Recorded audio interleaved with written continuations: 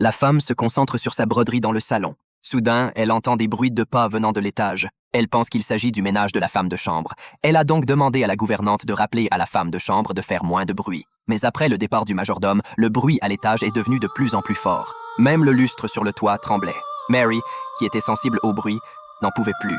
Elle s'est donc levée et a essayé de monter pour arrêter le bruit, mais lorsqu'elle vit la fenêtre, elle resta perplexe. Le majordome et la servante étaient en train de discuter à l'extérieur.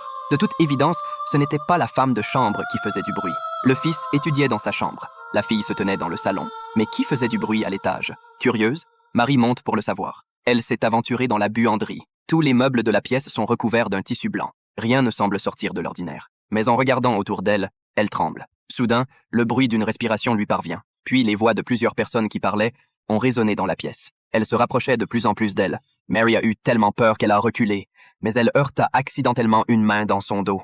Elle a immédiatement soulevé le drap blanc. Heureusement, ce n'était qu'une figure de cire représentant un homme. Puis elle a enlevé tous les chiffons à poussière de la pièce. Mais en dessous, il n'y avait que de vieux meubles normaux. Mais lorsqu'elle a retiré le tissu blanc du miroir, elle a vu la porte derrière elle se fermer d'elle-même. Mary a alors paniqué et s'est précipitée hors de la buanderie et a demandé à sa fille, qui était debout, si elle avait vu quelqu'un. Elle lui a dit qu'il y avait quelqu'un à l'étage. Il y avait aussi quelqu'un en bas. Mais Mary n'entendait que des voix, pas des gens. La femme de ménage l'a rassurée en lui disant que c'était probablement les lames de parquet et les tuyaux. Mais Mary a dit qu'elle entendait un dialogue clair.